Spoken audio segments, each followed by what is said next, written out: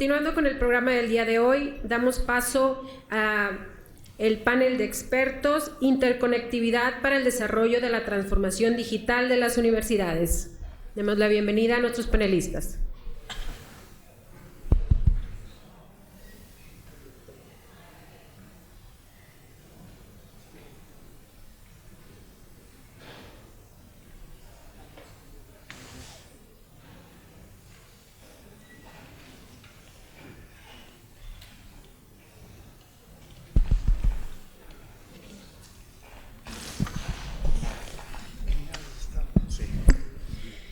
Como moderador nos acompaña el doctor Luis Alberto Gutiérrez Díaz de León, coordinador general de Tecnología de Información de la Universidad de Guadalajara.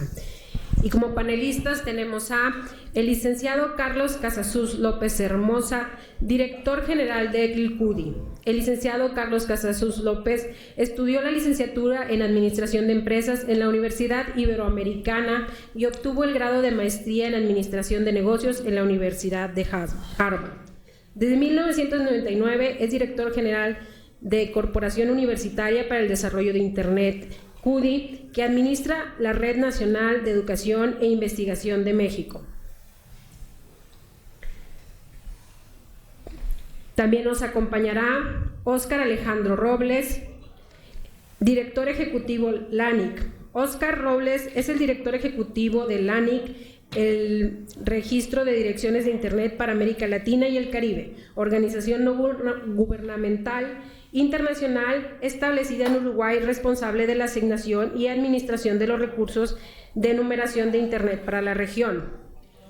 Previo a LANIC, trabajó durante 20 años en temas relacionados a los nombres de dominio en NIC México, organización responsable del dominio en Internet.mx. Ha sido impulsor de diversas instituciones de Internet en América Latina y el Caribe. Damos también la bienvenida al doctor Raúl Rivera Rodríguez, director de Telemática del Centro de Investigación Científica y Educación Superior de Ensenada. Doctor en Ciencias por la Universidad Autónoma de Baja California, con la tesis Sistema de Teleasistencia Médica en Movimiento para casos de emergencia utilizando videoconferencias sobre redes inalámbricas 3G. Estudió la maestría en Ciencias de Electrónica y Telecomunicaciones por parte del Centro de Investigación y Educación Superior de Ensenada, con la tesis en la Escuela Nacional Superior de Telecomunicaciones, Telecom París, Francia. Asimismo, también contamos con la participación del ingeniero Juan Pablo Carballo Vega, director ejecutivo de la Red Nacional de Investigación y Educación Ecuatoriana desde abril del 2013, responsable de coordinar las acciones de la red en pro del desarrollo científico, tecnológico y académico, responsable de la elaboración del plan estratégico y plan operativo de Red CEDIA. Coordina las acciones entre los diferentes miembros del CEDIA para el cumplimiento de su misión y fines. Coordina el trabajo de las comisiones permanentes. De igual manera, damos bienvenida al ingeniero Luis Elesier Cádenas, director ejecutivo de Red Clara, ingeniero en computación con posgrado en estudios de economía, telecomunicaciones, redes y ciencias de la computación, con 28 años de experiencia en tecnologías de la información y telecomunicaciones, líder de organizaciones nacionales e internacionales de desarrollo de proyectos públicos exitosos, cofundador, presidente y miembro de la Junta Directiva de la Red Nacional de Investigación en Venezuela, presidente de la Asociación Latinoamericana de Redes de Investigación, miembro de la Junta Directiva del Centro Nacional de Supercomputadoras de Venezuela, miembro de la Junta Directiva del Parque Tecnológico de Sartenejas, representante en el Consejo Económico y Social de Venezuela, 17 años de experiencia trabajando con Cisco System como consultor. Demos la bienvenida a todos ellos.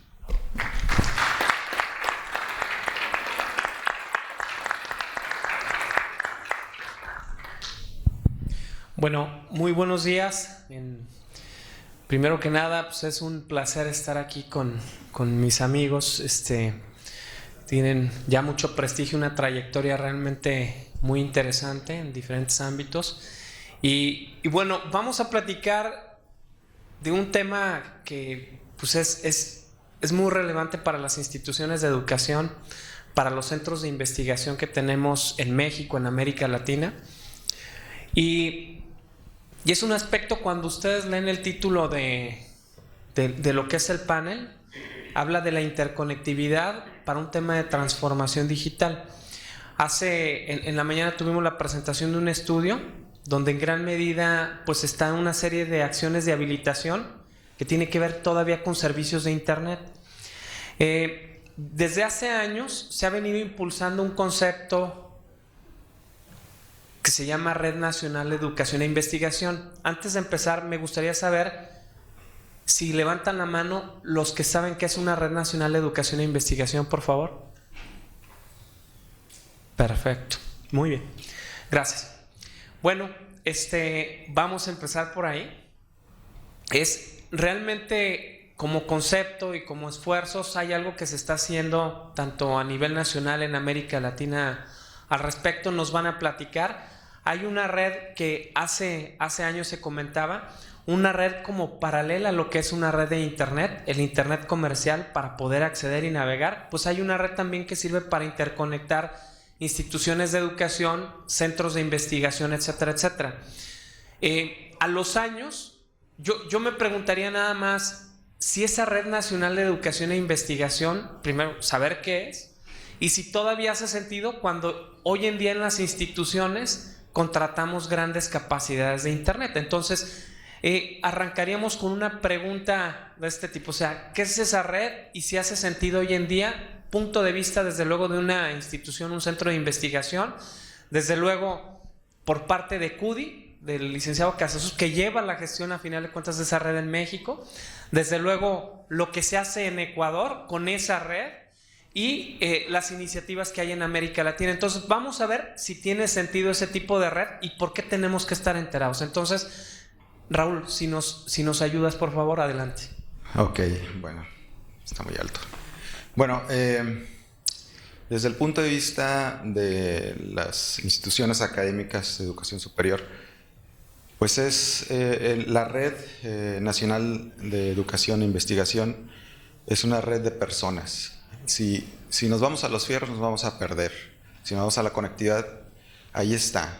O sea, lo más difícil es lo que tienes que construir arriba de esa red de conectividad. Entonces, además de ser la red de alta velocidad, alta capacidad, es una red de personas, de colegas, de investigadores que contribuyen entre ellos para solucionar un problema, ¿no? O investigar un problema. Entonces, un ejemplo que les puedo dar de cómo esta red, con una palabra, podría ser que es muy noble, porque no hay ataques como los tiene el internet comercial, por ejemplo. Es más limpia, podríamos decirlo. El ejemplo es que nosotros estamos ubicados en Ensenada, Baja California, a 1 hora de San Diego. Entonces, ¿qué es lo que hacemos ahí? Tenemos capacidades de supercómputo, conectividad de 10 gigas a Internet 2, le llamamos, de Estados Unidos, y de ahí nos metemos a la red del CUDI al interior de México. Entonces, ¿qué es lo que hacemos?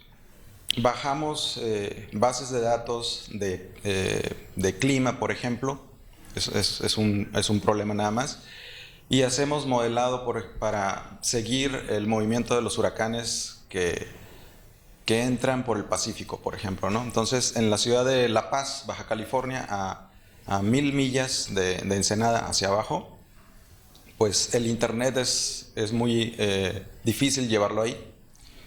Entonces, ¿qué es lo que sucede? Ahí hay una subsede de nosotros, de CICESA de La Paz, que ahí está el investigador que hace los modelos y modificó el modelado del algoritmo para predecir el movimiento de los huracanes junto con el NOAA. Entonces, los instrumentos que se tuvieron que utilizar pues, son aviones, etcétera, sensores, y el modelo que hizo es muy preciso y es el que se usa ahora en Estados Unidos, en la NOAA. Entonces, con esta red, pues la mayor parte del peso de tráfico de cómputo intensivo, pues se realiza en el nodo de CICESE, y por internet o por internet de CUDI se accede a esa información para poder desplegarla en las páginas web que luego van a Protección Civil y ayudan a la comunidad económica pesquera de La Paz a pues organizarse y prevenir incidentes ante un huracán o lo que esté sucediendo ahí, ¿no? Entonces, ese es un ejemplo de cómo esta red de personas, donde no nada más es el CICES, son científicos que trabajan en todo el mundo, contribuyen a poder salvar vidas, ¿no? Entonces, ese sería el ejemplo básico.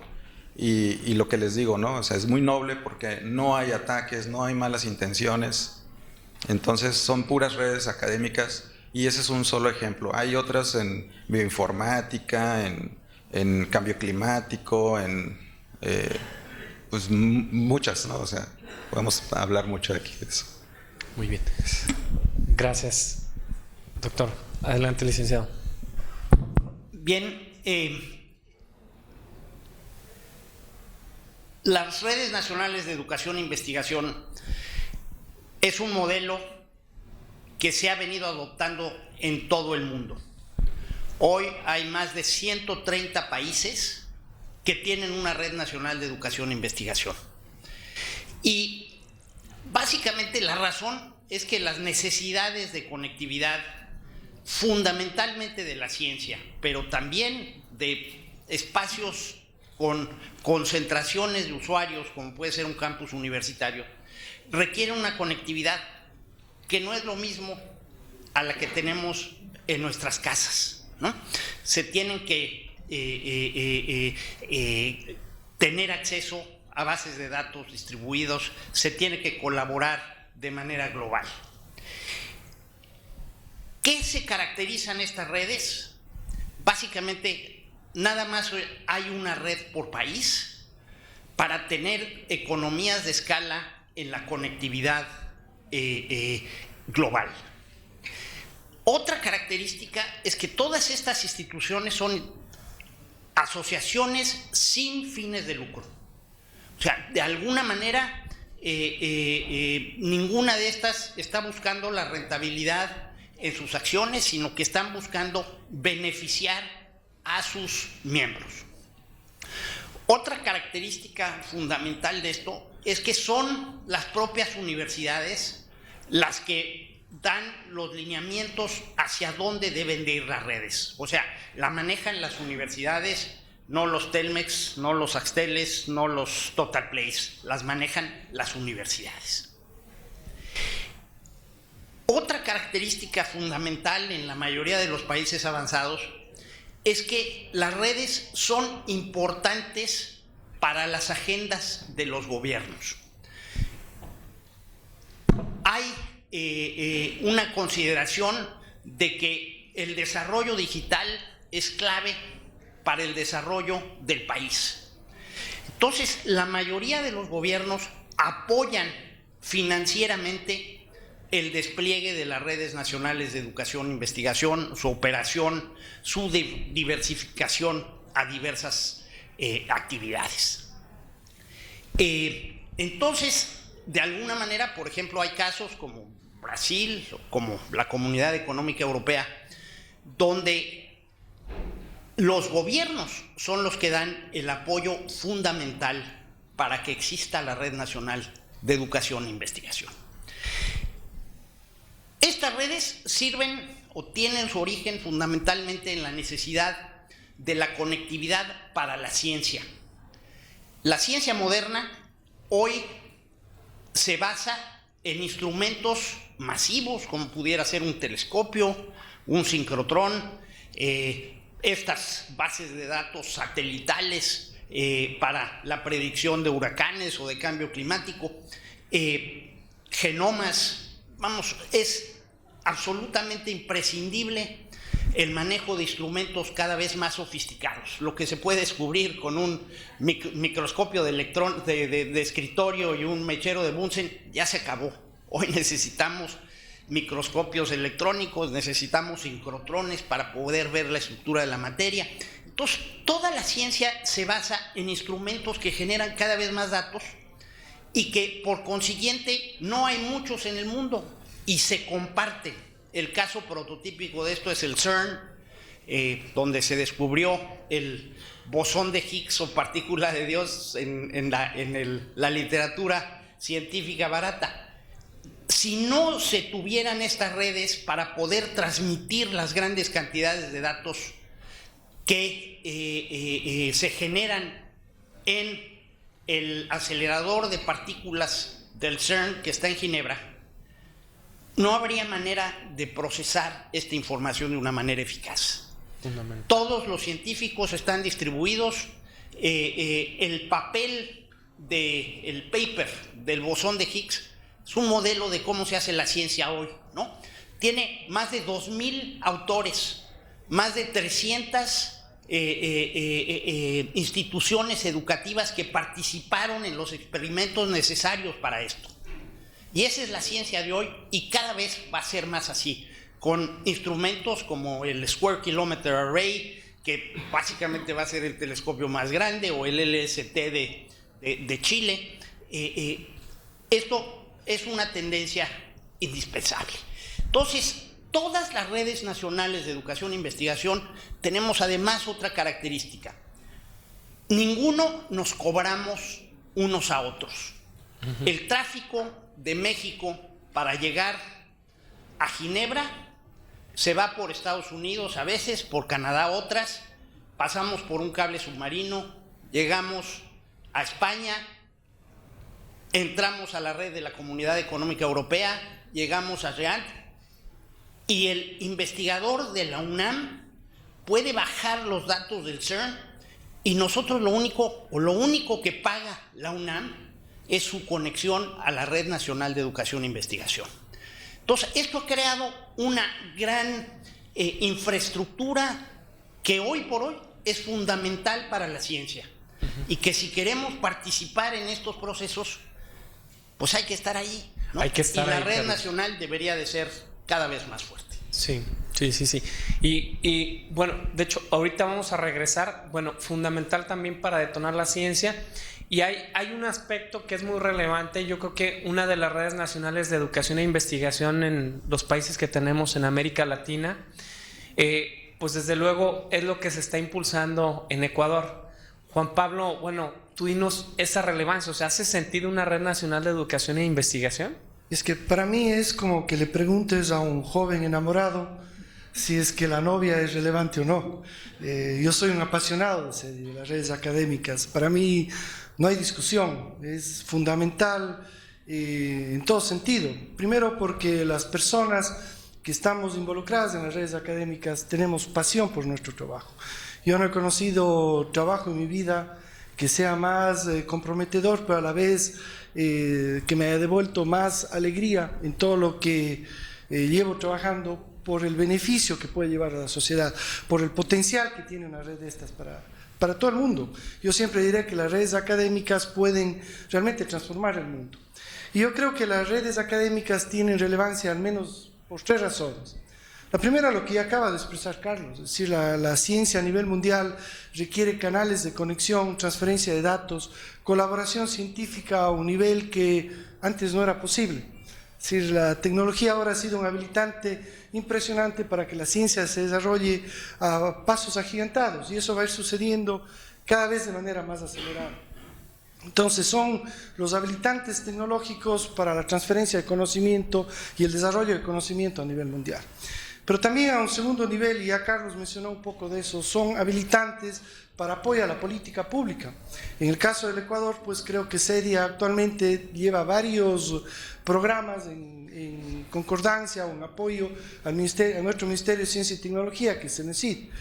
Prueba de ello es, por ejemplo, que hemos armado el nodo de la referencia, que es un proyecto latinoamericano, el repositorio de acceso abierto más grande de Latinoamérica en lo que son papers científicos, tesis doctorales, tesis de maestría, etcétera, a nivel de la región. Eso lo implementó el nodo CEDIA en Ecuador.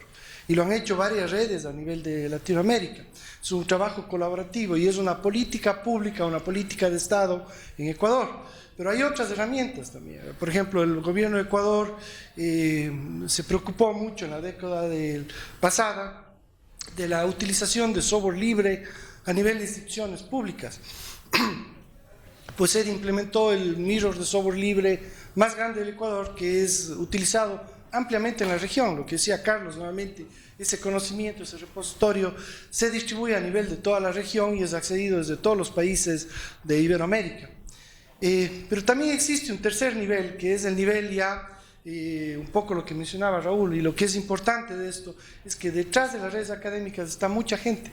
Están investigadores, están rectores, están profesores, están estudiantes, están técnicos que colaboran ampliamente en una cantidad de proyectos que son de su interés. Y ya más adelante les platicaré un poco más de esa colaboración dentro del Ecuador a través de CEDIA, pero puedo por adelantarles decirles que CEDIA financia en la actualidad proyectos de investigación científica a más o menos el 35% de la población de investigadores del Ecuador a través de algunos de los programas que llevamos ahí.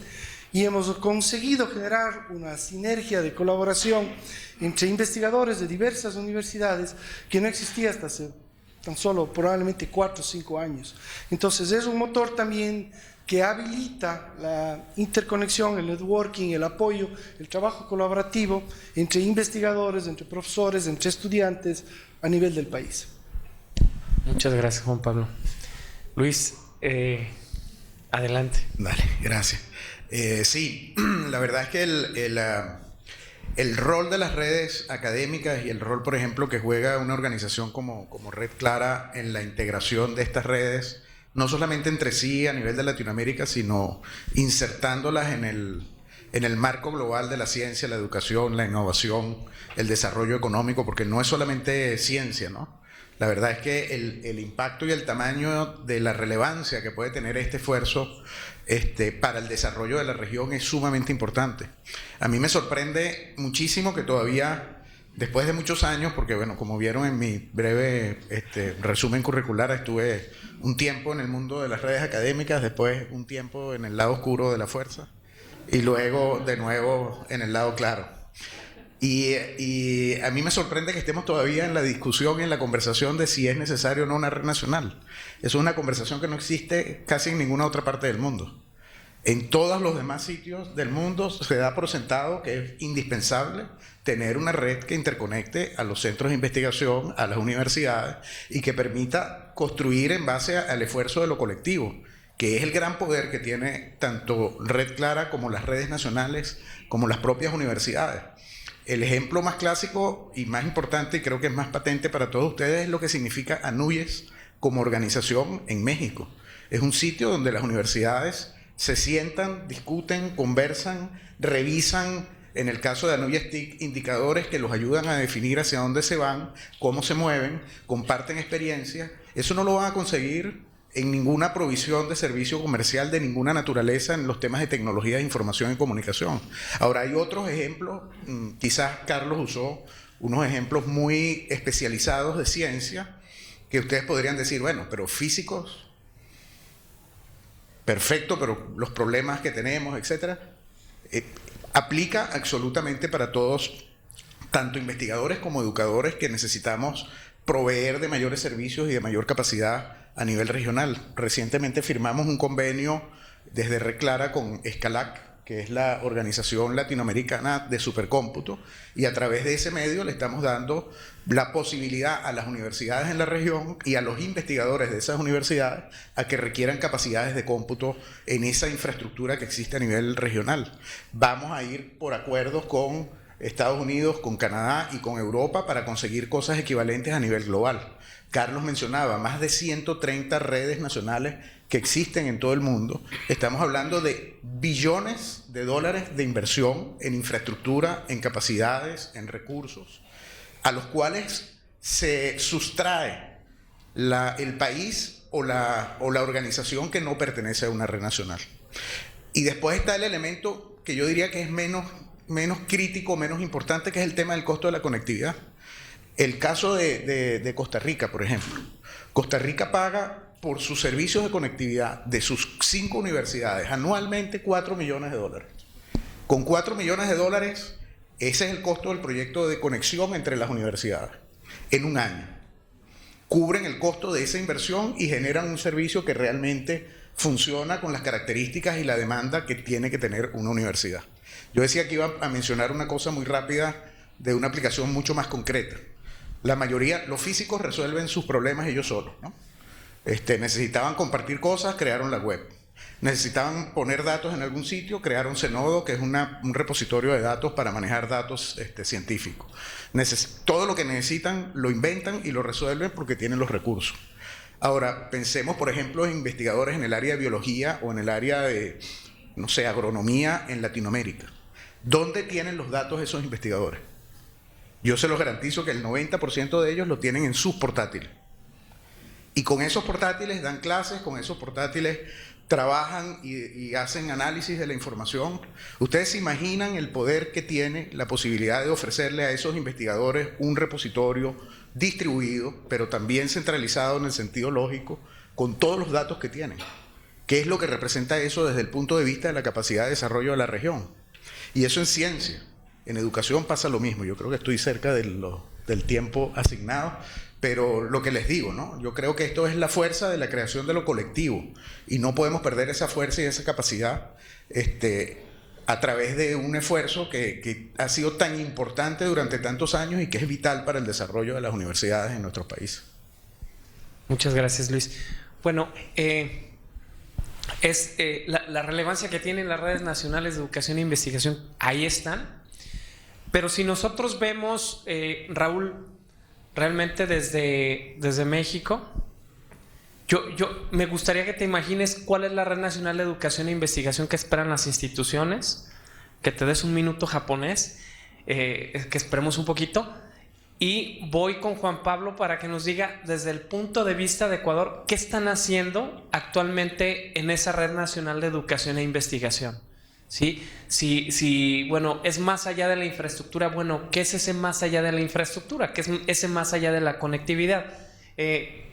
Vamos a tomar una participación ahí de nuestro amigo Juan Pablo. Adelante, Juan Pablo. Bueno, muchísimas gracias.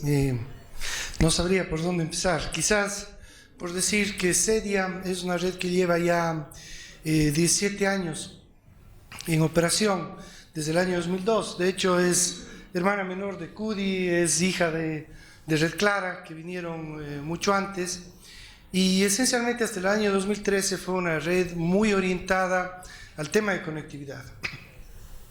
85% del presupuesto de CEDIA en el año 2013 estaba orientado a cubrir costos de conectividad, y conectividad a dos niveles. El uno era el canal obviamente académico de red avanzada, pero también la provisión de servicios de Internet a las instituciones interconectadas en la red.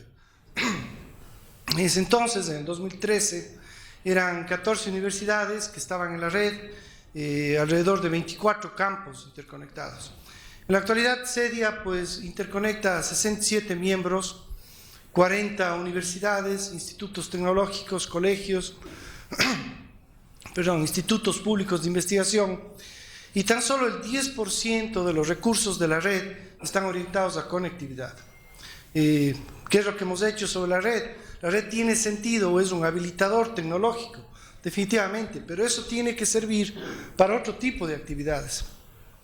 Entonces, originalmente desarrollamos toda una infraestructura tecnológica a nivel de nubes de servidores, plataformas de videoconferencia, supercomputación. Tenemos un clúster pequeño de supercomputación ahí que es utilizado actualmente por 22 universidades dentro del país, tiene una utilización de alrededor del 85% de la capacidad. Es decir, desarrollamos una vasta infraestructura tecnológica que haga uso exclusivo del canal de red avanzada. Es decir, esto es independiente de Internet.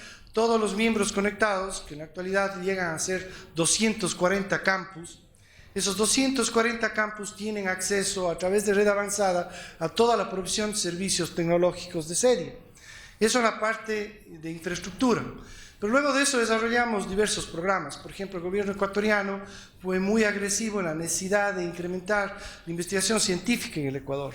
Y lo que hicimos fue desarrollar un conjunto de programas científicos, de desarrollo científico, que apoyen a los investigadores de nuestra red. Entonces empezamos desde con una incubadora de proyectos. Hay que entender que Ecuador no es un país tan maduro como otros países de la región en términos de investigación científica. De hecho, incluso ahora todavía vamos a la cola de la región. Pero empezamos por incluso coger a profesores que nunca habían hecho investigación científica y apoyarles con tutorías a que pudieran escribir proyectos de investigación. Hasta programas de fondeo para proyectos, todos ellos tienen que ser proyectos colaborativos con al menos 3 miembros de la red y grupos de trabajo pues ya más desarrollados, con más experiencia en investigación, cuyo objetivo es conseguir la sostenibilidad a lo largo del tiempo. Una vez que alcanzamos pues a madurez a nivel de proyectos de investigación, y es importante destacar cómo se financian a través de economías de escala, es decir, redujimos significativamente costos de conectividad, costos de internet, por el volumen que gestionamos a nivel de todas las instituciones en Ecuador. Parte de ese logro fue el apoyo de Red Clara, que ahora nos permite traer capacidades directamente de proveedores Tier 1 en Estados Unidos. Eso implicó para el Ecuador una reducción del rango de $60 el mega a $2.50 el mega. Esa diferencia de costos es la que ha habilitado, la que ha permitido la creación de programas de investigación. Ahora que ese sistema de investigación, ese ecosistema de investigación de CEDIA es maduro, nos hemos propuesto dar una siguiente etapa pues, en la que estamos trabajando intensivamente en transferencia tecnológica. ¿Cómo conseguir que las universidades ecuatorianas se vinculen más con las empresas, que su investigación sea más coherente, más pertinente para lo que se requiere, ¿no?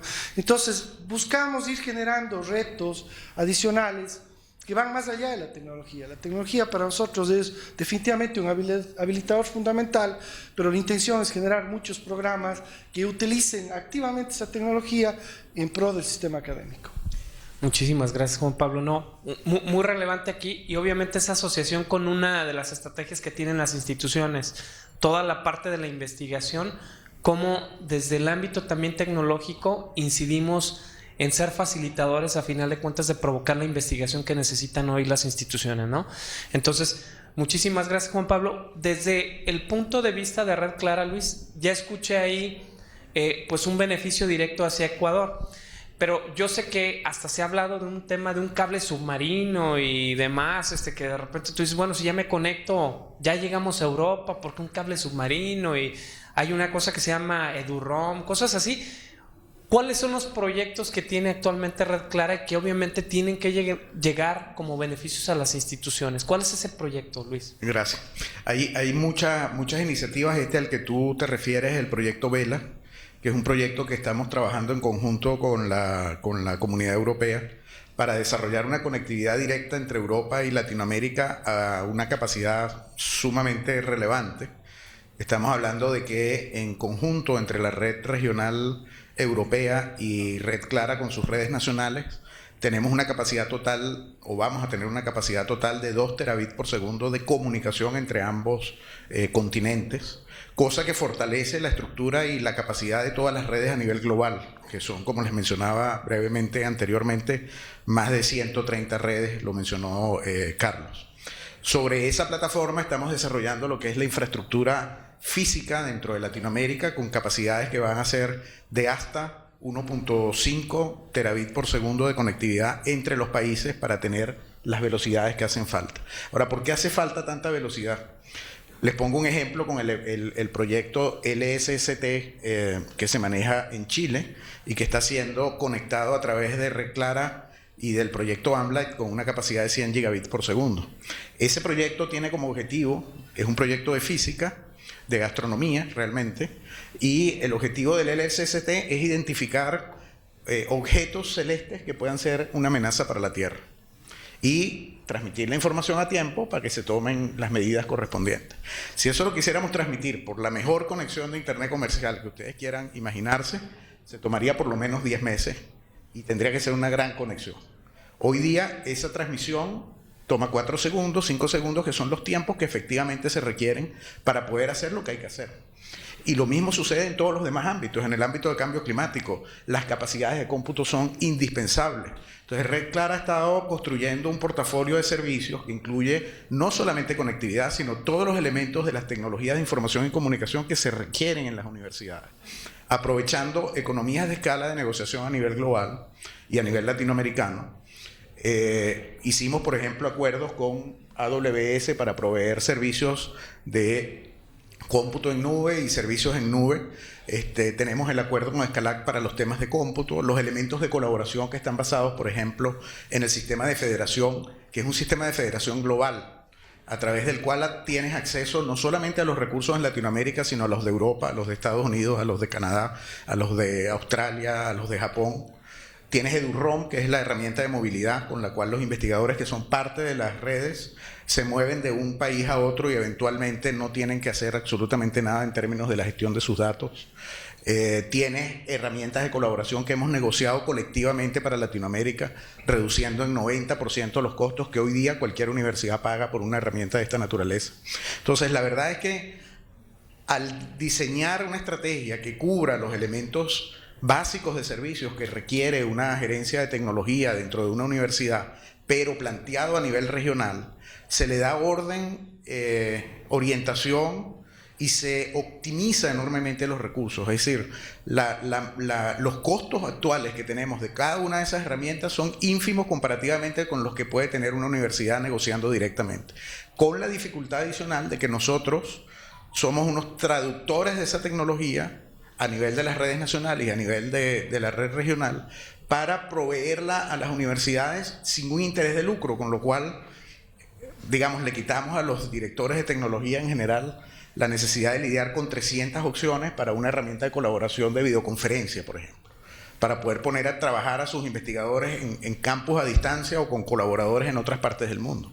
Entonces, trabajar conjuntamente, y eso es lo que quiero dejar como digamos, corolario de mi presentación, esto lo construimos entre todos. Es decir, esto es algo donde la acción de cada uno de ustedes es relevante, donde las necesidades de cada uno de ustedes es relevante y donde el que hagamos esto en conjunto va a generar un valor que va mucho más allá de lo que representa la suma de los valores individuales de cada uno de ustedes. Es el impacto, como lo dije al comienzo, de la construcción de lo colectivo.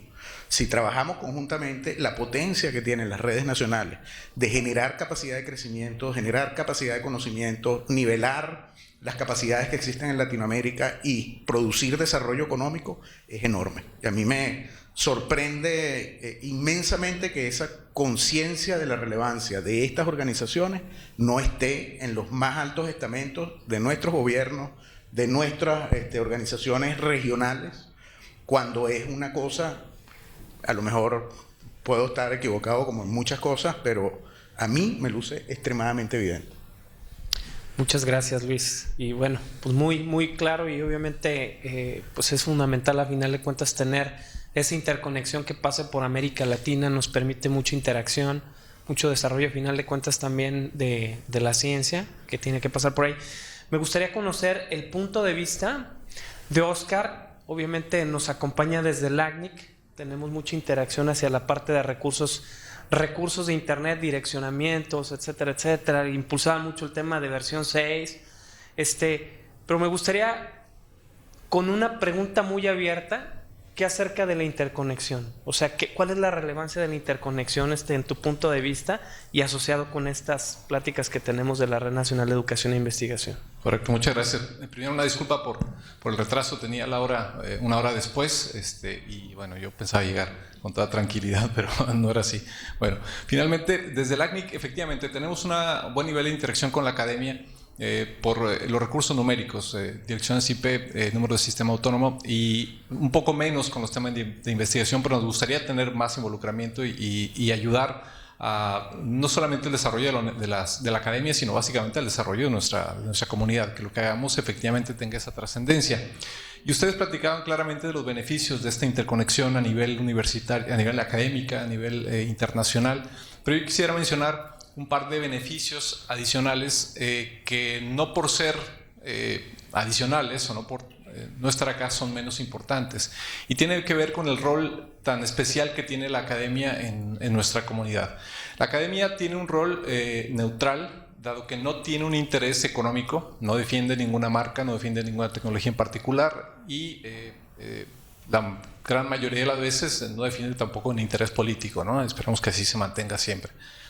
Y eso lo hace especial a la academia, eso la hace especial, porque de esa forma puede impulsar diversos proyectos de manera más sostenible, de manera más neutral y menos interesada que lo que podría ser la iniciativa privada, lo que podrían ser inclusive algunos gobiernos que desafortunadamente dependemos pues de plazos políticos, ¿no? Entonces, la academia en este sentido puede hacer dos cosas, además de la interconexión académica, universitaria entre sí, tiene la ventaja o tiene la posibilidad de interconectarse con otros operadores, porque finalmente sus alumnos, sus empleados, sus docentes se terminan conectando desde sus casas, se terminan conectando desde un segundo trabajo, se terminan conectando desde un restaurante para tener acceso a recursos de la universidad. Entonces es la primera beneficio adicional, quizá un poco más marginal, pero finalmente beneficia a su primer círculo de atención, ¿no? Que son sus alumnos, sus docentes y el resto de los funcionarios. Pero luego hay otro aún más trascendente, que es nuevamente utilizando ese rol que tiene la academia, que al tener esa capacidad de interconexión con diferentes operadores, puede favorecer la creación de puntos de intercambio de tráfico. Por acá con RedCudi ha sido impulsor de uno de ellos en la Ciudad de México, pero no tiene por qué ser uno solo. Y si hubiéramos pensado hace 20 años de la posibilidad de tener varios puntos de intercambio de tráfico en México, esto hubiera sido impensable, imposible desde el punto de vista económico, ¿no? Hoy no solo es viable, sino que además es necesario, porque con eso la universidad estaría cumpliendo un rol adicional de acercar la interconexión para diversos operadores, de jugar ese rol de mediación entre diversos intereses privados, académicos, de gobierno, que son también quienes están interesados en acercar ese Internet. Quizá en México, al estar tan cerca del Internet y los Tier 1, no tenemos tanto problema de latencia, ¿no? Porque aún y cuando el tráfico tenga que subir, no hay tanto retraso, o muchos de esos operadores están interconectados. Pero eso no impide que la universidad pueda seguir teniendo este rol de interconexión, sobre todo en aquellos lugares que no son los centros urbanos más poblados, ¿no? En el resto del país favorecería mucho la interconexión de pequeños operadores, que dicho sea de paso, han pasado debajo del radar de todo el mundo, han pasado debajo del radar inclusive del ACNIC, porque finalmente ellos tienen un rol de atender algunas comunidades rurales y empiezan a interconectarse entre sí, empiezan a interconectarse para agregar tráfico, para tener mejor capacidad de negociación ante CDNs, ante redes de entrega de contenido, pues, y esto favorece un ecosistema, favorece la construcción de una comunidad técnica. Esto lo está haciendo por allá también la UADY en Yucatán, construyendo un IXP acá en México. Y en muchos países la academia es ejemplo de liderazgo regional para ese punto central de interconexión. Entonces, puede ser un beneficio marginal desde el punto de vista académico, pero aún así me parece que es trascendental para la comunidad técnica, ir armando esa comunidad de personas técnicas interesadas en el desarrollo de ese punto central de tráfico, del modelo de negocio que haga que eso se mantenga sostenible, porque hay intereses comerciales también. La universidad no tiene por qué poner esto de manera gratuita, obviamente. Pero todo este mecanismo, toda esta generación de capacidades, finalmente construye esa comunidad técnica de la que se requiere siempre, pues, para defenderse ante propuestas como las que hoy estamos sufriendo en México de bloquear Internet porque no paguen los impuestos, ¿no? Muchas gracias. Muchas gracias, Oscar. Bueno, a ver, ya vimos la relevancia que tienen estas redes nacionales de educación e investigación, tienen que estar en la agenda, pero en México, Raúl, ya tenemos, algunos años trabajando con una red nacional de educación e investigación. Tiene cierto nivel de avance, luego pues hay una serie de modificaciones por X, Y o Z, pero ¿cuál es la Red Nacional de Educación e Investigación que te estás imaginando que necesitamos en México? Híjole, bueno, pues es una red, o sea, que tiene que estar conectando a todas las universidades de México, centros de investigación. Es es primordial, ¿no? Primero la conectividad, la tasa de transmisión, pues sí que sea alta, no voy a decir un número, pero que sea alta, y pues que conecte a las herramientas que otras universidades no tienen, por ejemplo, ¿no? Estamos hablando de los temas de los laboratorios nacionales que se tienen registrados en el sistema de centros CONACYT. Pues algunos están conectados, e incluso podría decir que hay un centro de supercómputo que es Laboratorio Nacional que no está conectado, ¿no? O dos, creo, ¿no? O sea, y eso es inaudito, ¿no? ¿Y qué usan? Usan internet, ¿no? Pero no pueden conectarse por cosas tan absurdas como derechos de vía, ¿no? Para poder tirar la fibra. No pueden. Entonces, el centro de supercómputo más importante de México en capacidad, que es Abacus, del Cinvestav, el IPN, pues no estaba conectado a esta red, ¿no? Ese es un ejemplo, ¿no? Entonces, ¿qué red? Pues me imagino yo, pues una red que conecta todas esas herramientas y que la ponen al alcance de los estudiantes, maestros, investigadores, y que esa herramienta pues va a generar otras cosas, va a despertar otras inquietudes, ¿no? Así lo decía Steve Jobs, ¿no? O sea, la mayor eficiencia en energía y movimiento pues es darle una bicicleta al ser humano, ¿no? ¿Qué pasaría si le damos al cerebro una capacidad de supercómputo, ¿no? O una computadora? Y así salió, ¿no? La iMac o Mac, no me acuerdo cuál. Entonces, esta herramienta pues es primordial en la transformación digital de aquí en adelante. O sea, y quienes tienen acceso al supercómputo son los que llevan la ventaja. O sea, son los que son competitivos, tanto para hacer investigación como para poder hacer negocios. Entonces, eso es algo fundamental y creo que hay iniciativas que no se pueden realizar si no se tiene esta red de alta velocidad para poder generar ese recurso humano de los empleos del mañana, ¿no? Entonces,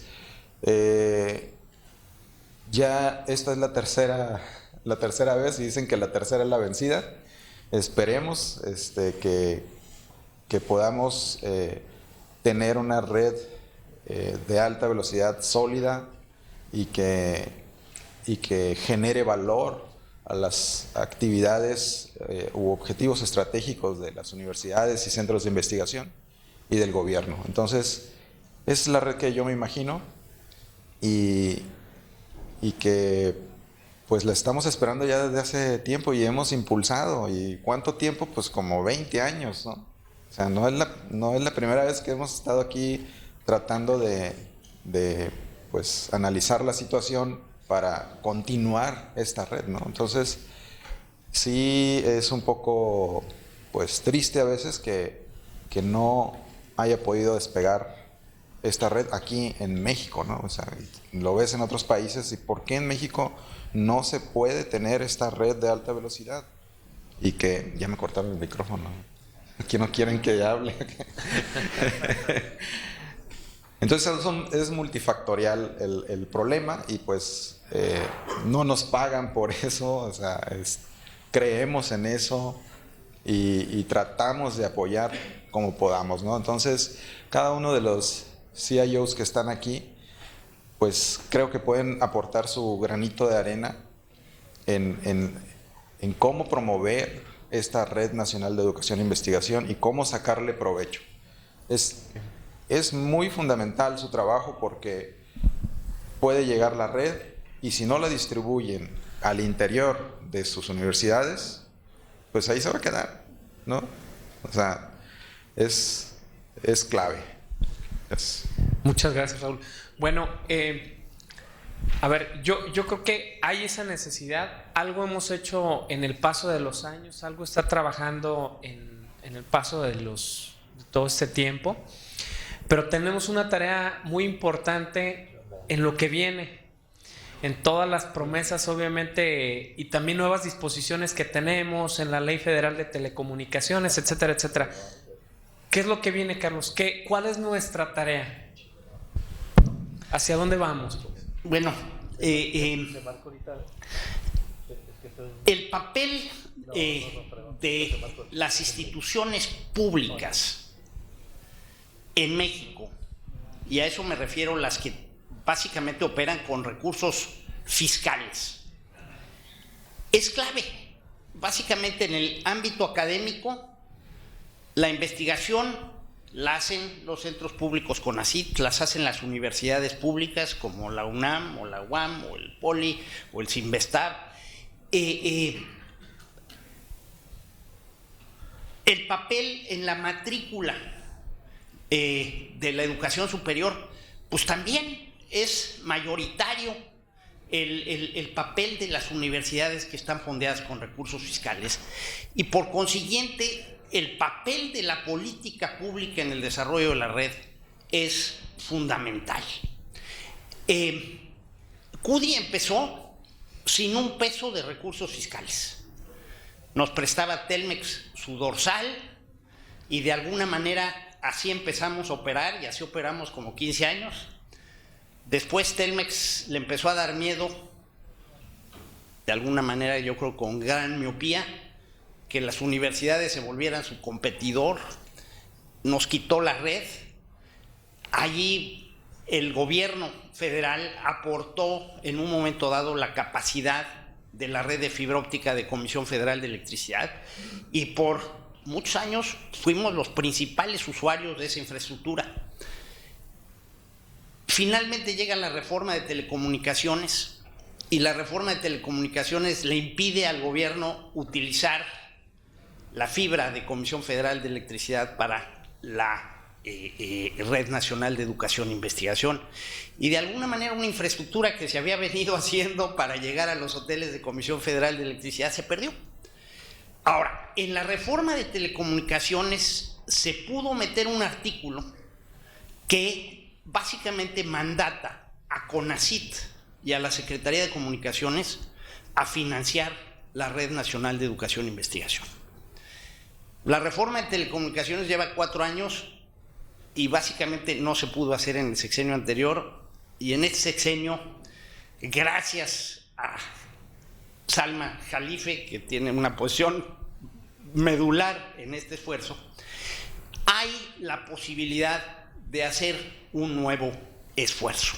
El esfuerzo básicamente se está concibiendo como el tener una dorsal nacional de gran capacidad para la conexión de anillos de fibra a los que se puedan ir conectando las universidades. No va a haber mucho presupuesto, se va a requerir de recursos de las propias universidades para poder materializar estos anillos, para poder materializar esta conectividad. Y a mí me parece que de alguna manera esto no se va a poder hacer sin el gobierno, pero fundamentalmente no se va a poder hacer sin el soporte comprometido de todas las universidades del país. Yo espero que tengamos esta posibilidad. Hoy el país, la infraestructura de telecomunicaciones ha cambiado, hay fibra competitiva, hay la posibilidad de conseguir fibra urbana en la modalidad de derechos de uso irrevocable, ¿no?, que son activos, se convierten en activos de la comunidad universitaria. Creo que las economías de escala que se pueden lograr son absolutamente impresionantes. Hoy que se acaba de realizar la licitación de enlaces por parte de Salma, pues lo que se ve es que, vamos a decir, si quisiéramos lograr los parámetros de 1 megabit de ancho de banda por alumno, no sé, en la encuesta de hoy en la mañana estamos viendo que andamos por 3.3 megas, o sea, tendríamos que triplicar la capacidad. Y los campus universitarios, que en la muestra promedio de los anillos urbanos son de más de 5,000 alumnos, el promedio del tamaño del campus, si no le entramos a algo así, nunca vamos a llegar a los parámetros globales de ancho de banda por alumno.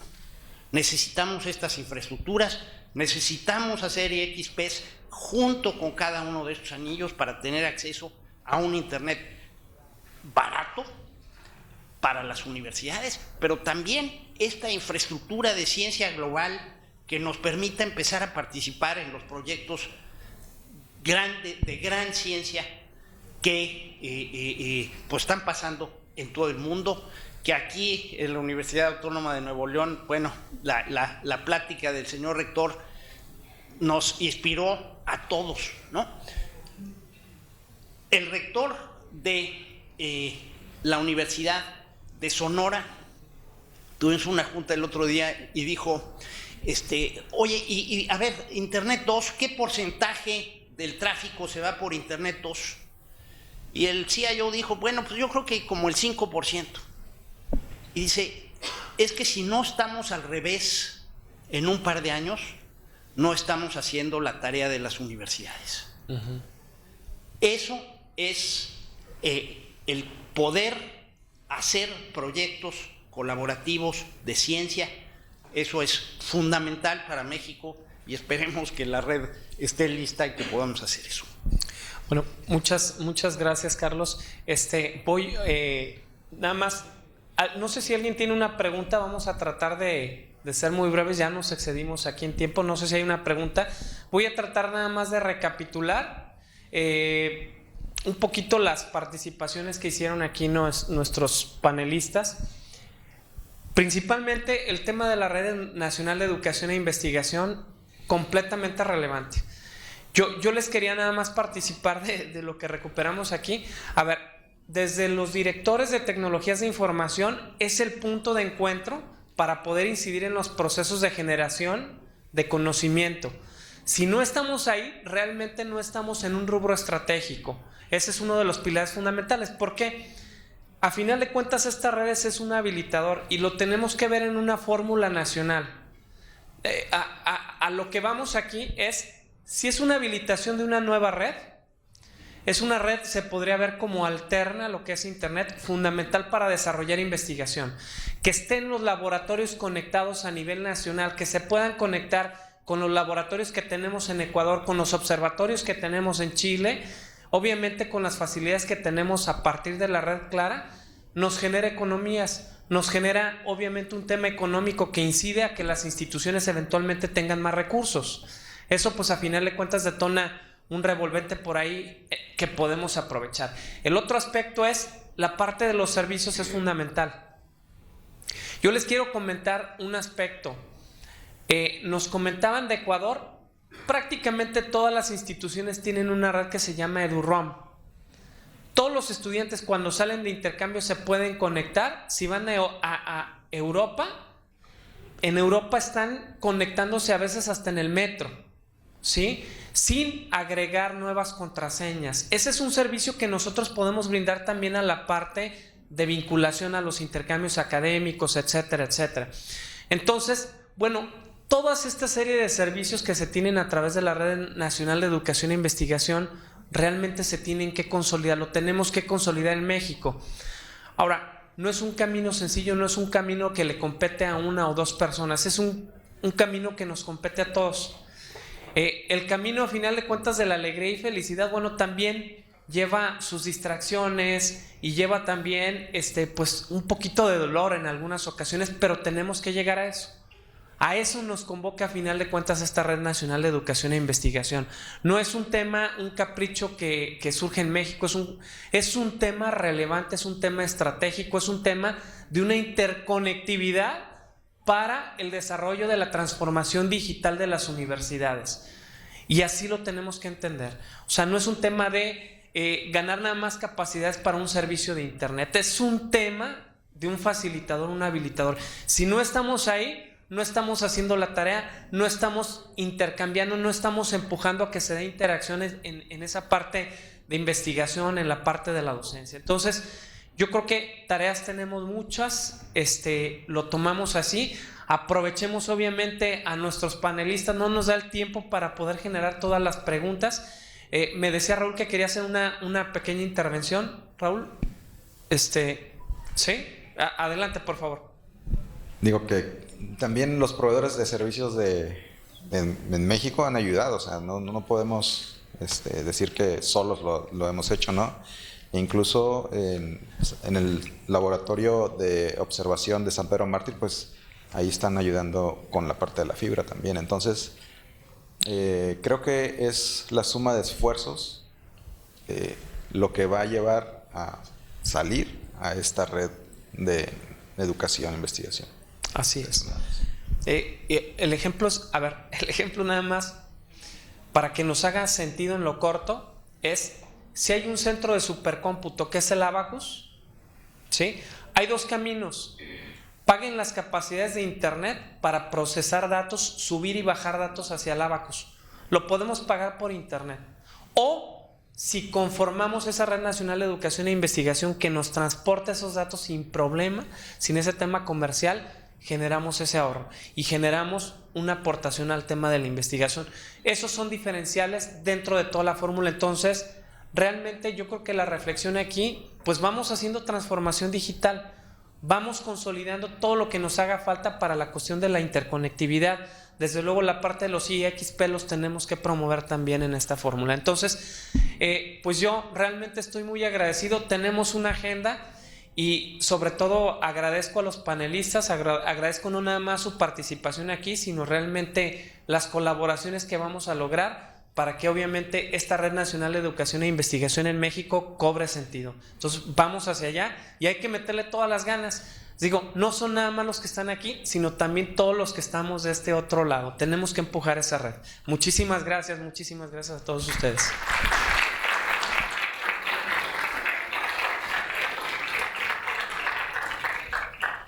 Muchas gracias a todos los panelistas y hacemos entrega de los reconocimientos.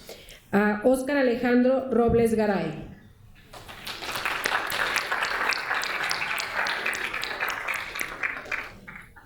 Doctor Luis Alberto Gutiérrez Díaz de León.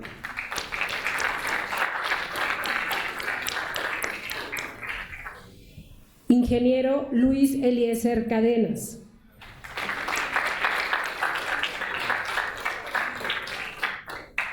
Ingeniero Juan Pablo Carballo Vega.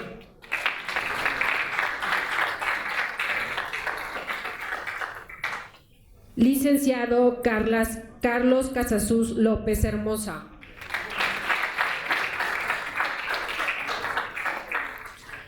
Y al doctor Raúl Rivera Rodríguez. Muchas gracias a todos por su participación.